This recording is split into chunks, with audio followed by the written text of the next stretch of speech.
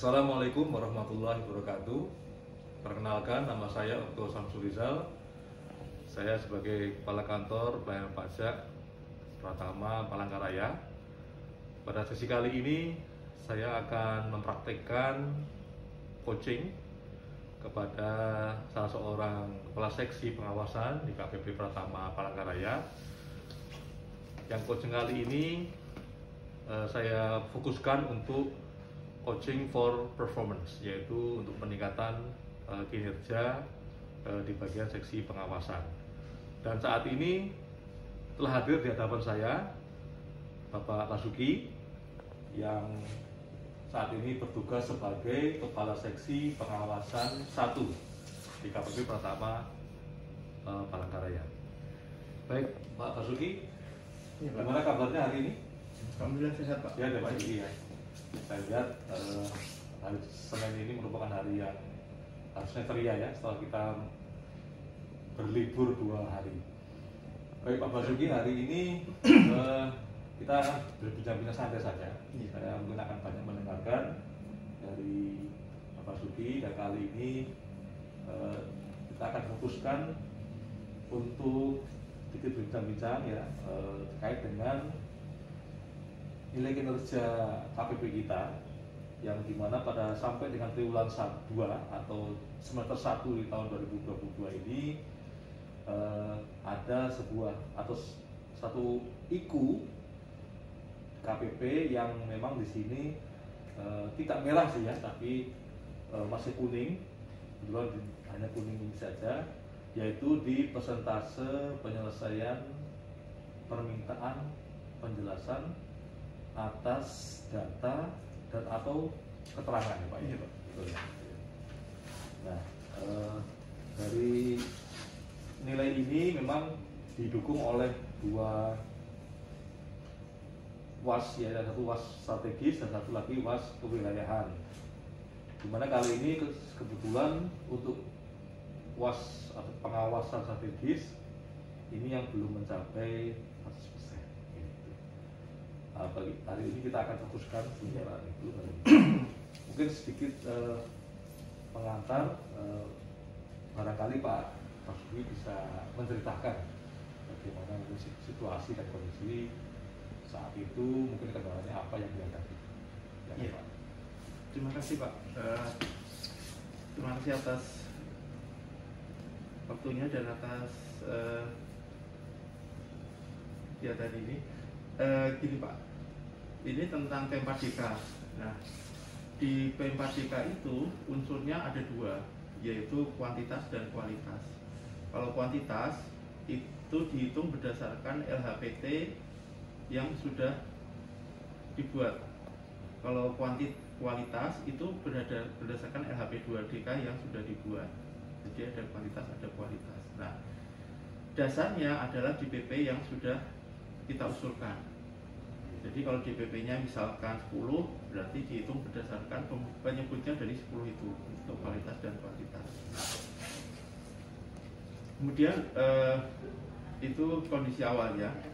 Nah, kemudian kita tahu bahwa penentuan DPP di triwulan 1 dan triwulan 2 itu agak lambat. Kalau triwulan 1 itu sekitar bulan Februari baru selesai, karena memang aturan tentang DPP ini sesuai SE 05 kita banyak belajar dulu, banyak menyesuaikan dulu karena SE yang baru. Terus yang untuk triwulan kedua itu baru bisa diinput di sekitar bulan 20 Mei. Seharusnya aturan sesuai SE 05 itu DPP itu bisa diajukan di tanggal 20 setelah akhir triwulan. Jadi kalau triwulan kedua itu 20 April.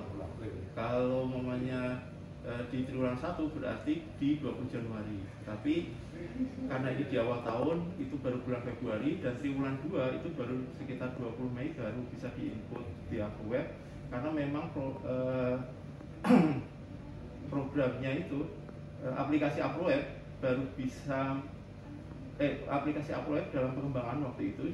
Karena ini hal baru, sehingga tanggal 20 Mei itu baru bisa diinput oleh teman-teman AR bisa di-approve oleh kepala seksi PKD, dan besoknya baru bisa dilakukan penginputan LHPT dan KKA. Nah, seperti kita tahu di triwulan 1 selain hal tersebut ada dua pekerjaan besar, triwulan 1 dan triwulan 2. Kalau triwulan 1 adalah SPT tahunan, triwulan kedua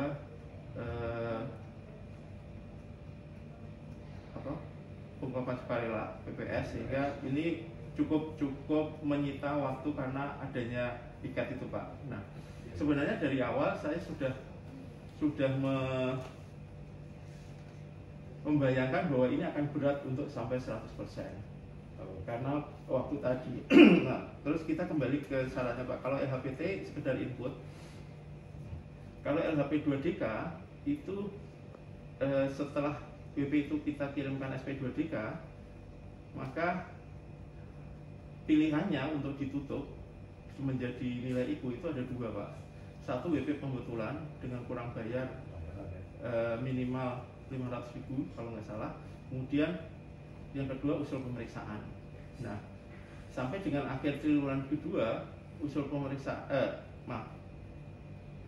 usul pemeriksaan ini bisa diakuin apabila sudah disetujui oleh Bapak Kepala Kantor melalui aplikasi P2. Di manual IKU-nya seperti itu. Aplikasi P2. Masuk usulan dari iya, masuk usulan pemeriksaan P2. Nah, sampai dengan akhir triwulan kedua, sampai dengan akhir Juni itu jumlah yang bisa diusulkan ke kepala kantor itu berdasarkan ruang terbit yang tersedia. Nah, tapi mungkin karena banyak yang merah juga, di awal Juli jumlah yang diusulkan ke kepala kantor itu bukan berdasarkan ruang terbit, tapi kita bisa mengusulkan berapa aja. Tetapi nanti NP2 yang turun dari kantor pusat itu menyesuaikan ruang terbit yang tersedia. Nah, iya, saya mohon maaf Pak, karena was 1 menyebabkan merah, tapi itu kondisinya, sehingga yang pertama kondisinya, jadi kalau bisa ditarik garis besar, yang pertama adalah karena waktu, sehingga konsentrasi teman-teman itu menyelesaikan LHPT. Jadi walaupun LHP 2DK itu belum seluruhnya kita tidak lanjutin sampai menghasilkan sampai diakuin IKU-nya, tetapi LHPT ini kita selesaikan dulu 100%. Kalau LHP 2DK mungkin baru sekitar 5 atau 6 DPP yang selesai di akhir Juni. Itulah yang membuat kita. Sejauh ini tantangan tetap memang masalah waktu ya. Iya, kalau untuk semester 1 Pak. Kalau dari teman-teman sendiri di administratif AR, apakah selama ini ada kendala barangkali, atau mungkin karena ini aturan baru kemarin ya, ada DPP dan sebagainya, apakah masih ada jeda atau untuk memahami aturan-aturan tersebut sehingga mungkin ada sedikit keterlambatan ketika waktu itu? Kalau pemahaman terhadap aturan, saya kira tidak ada kendala, karena kita sering diskusi juga di internal kami. Nah, kira-kira nih Pak Basuki, ini sampai semester 1 oke lah, masih belum lewat tahun ya, jadi masih ada, saya kira masih ada kesempatan di triwulan ketiga dan keempat. Kira-kira dalam waktu dekat ini apa yang mungkin bisa mau direncanakan oleh Pak Basuki? Iya, sekarang kita sudah memasuki triwulan ketiga Pak. Ya. Triwulan ketiga, nah kebetulan kantor pusat kan sudah membuat di aturan P2 usul pemeriksaan itu tidak berdasarkan ruang terbit yang tersedia, sehingga berapa pun kita usulkan. Tapi walaupun seperti itu, kami sebisa mungkin itu mengusahakan agar WP-nya pembetulan dan menyebabkan kurang bayar. Kalaupun nanti usul pemeriksaan itu biasanya adalah karena memang benar-benar perbedaan pendapat antara WP. Nah, untuk usul pemeriksaan kami sudah bikin time schedule, sehingga setiap bulan yang memang benar-benar harus diusulkan karena WP tidak mau pembetulan itu sebelum tanggal 10 itu sudah harus dibanding diusulkan ke KSI P3, sehingga tanggal 10 nanti kita bisa rapat tentang penentuan di SPP, sehingga tanggal 11-12 bisa diusulkan ke Bapak untuk disetujui. Terus yang lainnya kebetulan sekarang kan udah running ya, jadi DPP sebelum tanggal 20 udah selesai, jadi sekarang sudah bisa dikerjakan untuk triwulan 3 oleh teman-teman. Dan selain membuat membuat EHPT untuk triwulan 3, teman-teman sekarang konsentrasi menyelesaikan SP2DK berdasarkan DPP triwulan 1 dan triwulan 2 yang belum selesai itu Pak. Sehingga kemarin kita tahu 2 pekan berturut-turut gantian 3AR 3AR itu visit itu dalam rangka menyelesaikan DPP triwulan 1 dan 2.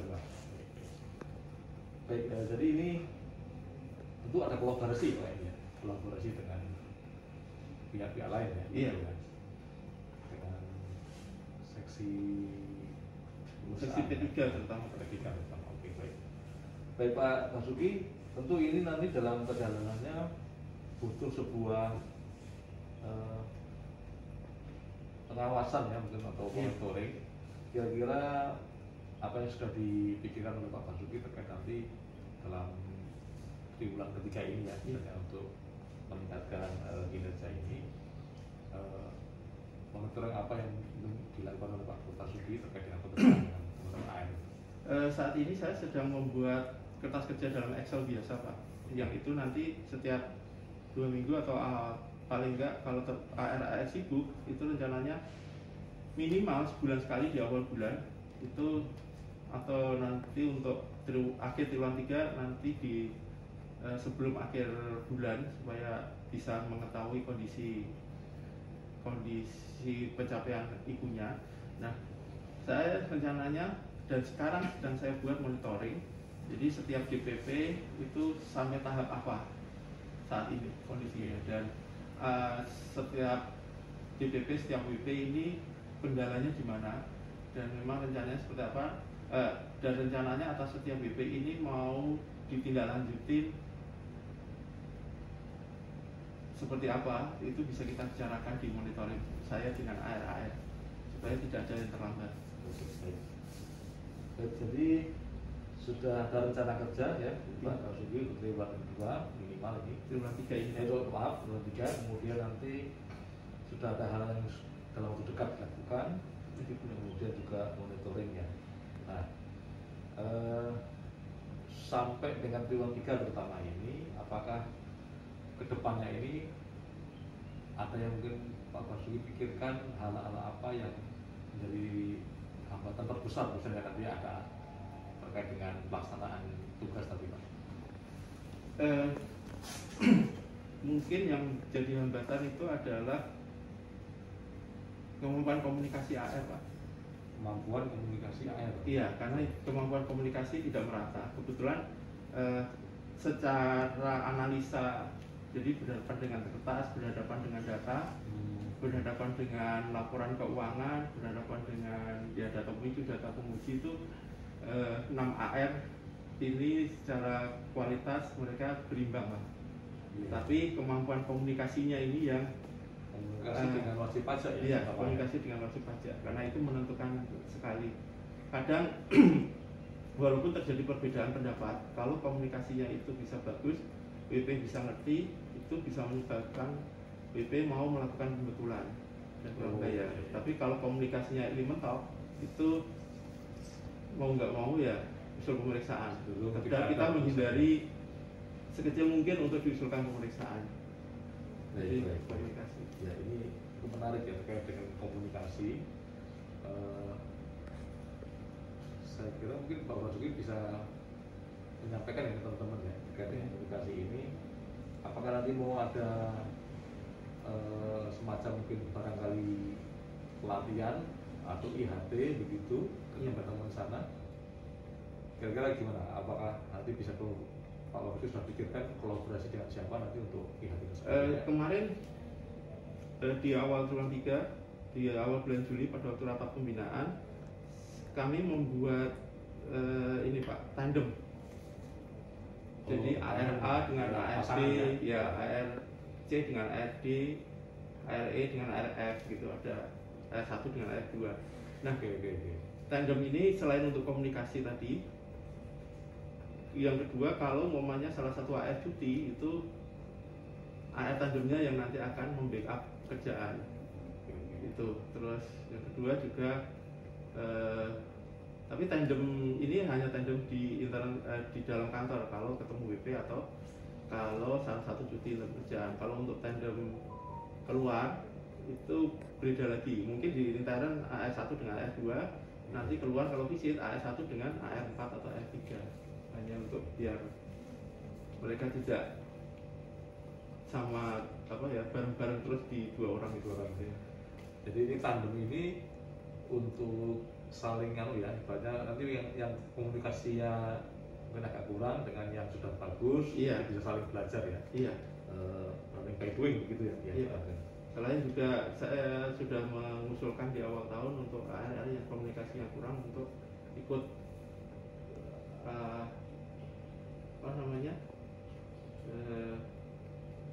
pembelajaran jarak jauh tentang komunikasi kalau dilakukan kalau diadakan oleh ini. Baik, Pak Basuki, jadi ini saya sudah menangkap ya beberapa hal yang sudah dibuat oleh Pak Basuki, dan ini saya kira bagus sekali untuk triwulan ketiga.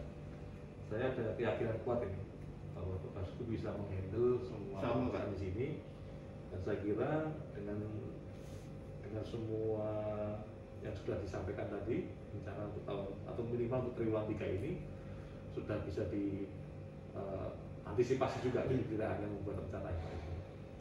Baik Pak Basuki, saya berharap sekali, saya yakin teman-teman di pengawasan 1 sangat kompeten dan mampu lah untuk bisa menghandle terutama untuk IKU ini P4DK, dan mudah-mudahan nanti ke depan bisa berjalan mulus. Itu nanti Amin, Pak, dengan monitoring dan sebagainya. Dan saya tentu sebagai atasan akan terus mendukung dengan ini. Baik, oke ya Pak Basuki ya. Iya Pak. Terima kasih. Terima kasih Pak. Baik. Demikian dari kami KPP Pratama Palangkaraya, coaching yang saya lakukan bersama dengan Bapak Basuki selaku Kepala Seksi Pengawasan 1, yang di sini kita mendapatkan konklusi tentang hal apa yang sudah akan disampaikan, apa yang dikerjakan dalam waktu dekat, kemudian juga monitoring, dan kemudian juga hambatan-hambatan yang sudah diidentifikasi, dan kemudian langkah-langkah apa yang perlu dilakukan untuk menghadapi hambatan tersebut. Demikian, terima kasih dari kami. Kurang lebihnya kami mohon maaf. Wassalamualaikum warahmatullahi wabarakatuh.